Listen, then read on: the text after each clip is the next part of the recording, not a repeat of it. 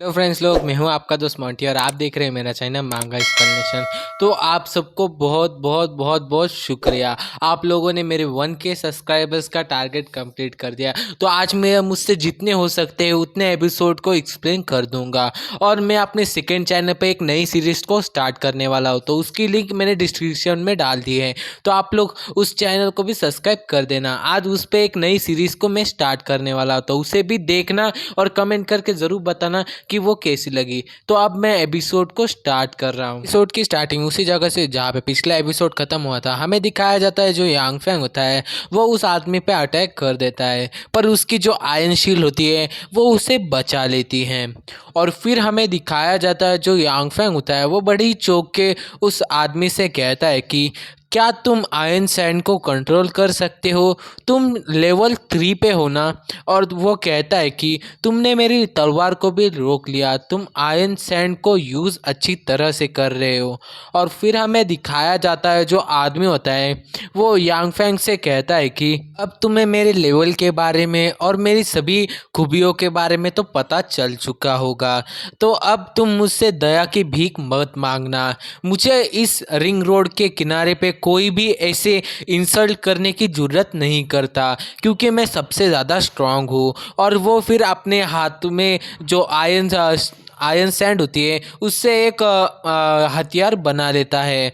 और फिर वो कहता है कि तुमने मेरे भाई को धमकी दी और हम लोग पे अटैक करने की कोशिश की है, इसलिए मैं तुम्हें ज़िंदा नहीं छोड़ सकता। मुझे ये पसंद नहीं है कि कोई भी मेरे भाई को धमकी दे सके, तो तुम्हें अब मरना होगा।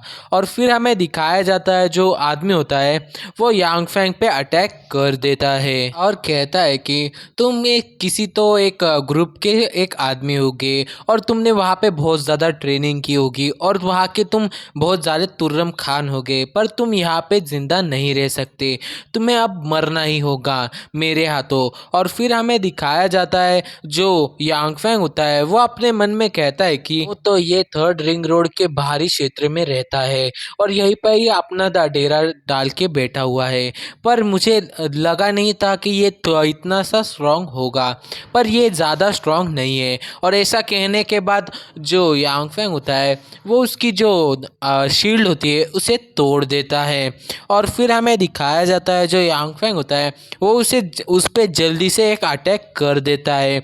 और फिर हमें दिखाया जाता है कि आदमी होता है वो भी यांग फैंग पे अटैक करने लगता है और कहता है क्या सुसाइड अटैक?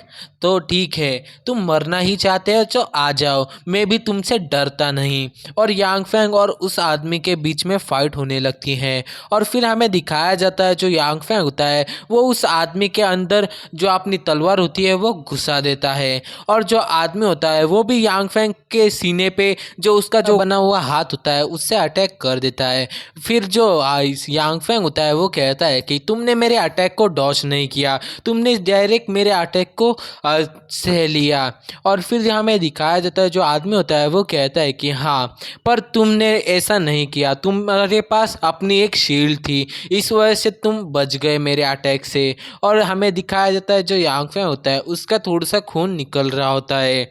और फिर हमें दिखाया जाता है कि जो आदमी होता है उसके सीने में जो तलवार होती है वो घुस जाती है, जिससे उसका जो खून होता है वो निकलने की बजाय जो आदमी होता है वो क्या करता है अपनी जो सैंड होती है उसे अपने सीने में लगा लेता है, जिससे जो उसका खून होता है वो बहना रुक जाता है। और कहता है कि मेरी जो सैंड है वो मेरे दिल को बचा सकती है, तो तुम मुझे मारने की कोशिश करोगे पर मेरी जो सैंड है वो मुझे बचा लेगी। और फिर हमें दिखाया जाता है जो आदमी होता है वो कहता है कि आखिर में तुम्हें ही मरना होगा। और फिर जो यांग फैंग होता है वो उस आदमी से कहता है कि तुम्हें अपने दुश्मन को कभी भी कमज़ोर नहीं समझना चाहिए, और जिस दुश्मन से तुम फाइट कर रहे हो उसके अटैक और उसके जो वेपन्स है उनके बारे में तुम्हें कुछ जान लेना चाहिए था। और फिर जो यांग फैंग होता है उसे बताता है कि तुम इस अपोक्लिप्स में इतनी देर तक जिंदा रहे ये भी बड़ी बात है, तो गुड बाय। ऐसा कहने के बाद जो यांग फैंग होता है वो अपनी ब्लेड को फायर ब्लेड बना लेता है और जो अपनी तलवार होता है उसे उसके सीने से ऐसे निकाल लेता है, जिससे जो आदमी होता है उसे बहुत ज़्यादा दर्द होता है और वो बहुत ज़्यादा ज़ख्मी हो जाता है।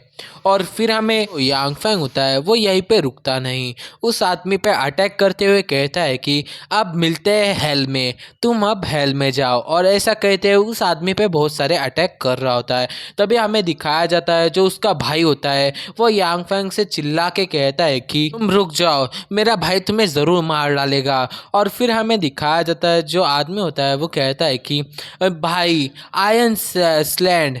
और फिर हमें दिखाया जाता है जो आदमी होता है उसका बहुत सारा खून निकल रहा होता है और यांग फैंग बिना रुके उस आदमी पे हमला कर ही रहा होता है और यांग फैंग पे मुंह पे भी जो उसका ब्लड होता है वो उड़ रहा होता है। और फिर हमें दिखाया जाता है जो आदमी होता है वो अपना लास्ट अटैक यांग फैंग पे करता है, जिससे जो आदमी होता है वो अपने जो ब्लड होता है उसे सैंड के रूप में बदल देता है, आयरन सैंड के रूप में।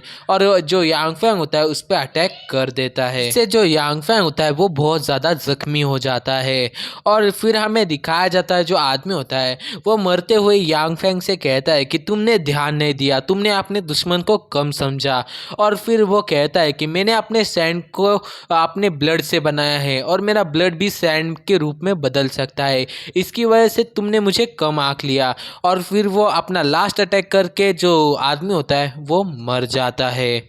और फिर हमें दिखाया जाता है कि जो उसका भाई होता है वो यांग फैंग पे बंदूक तान देता है और कहता है कि तुम कमीने, तुमने मेरे बड़े भाई को मार डाला, मैं तुम्हें जिंदा नहीं छोड़ूंगा, मैं भी तुम्हें मार डालूंगा। और फिर वो कहता है कि मैं तुम्हारा सिर मेरे भाई की कब्र पे रखूंगा, मैं तुम्हारा सिर धड़ से अलग कर दूंगा। और ऐसा कहते हुए वो यांग फैंग के ऊपर बंदूक तान देता है।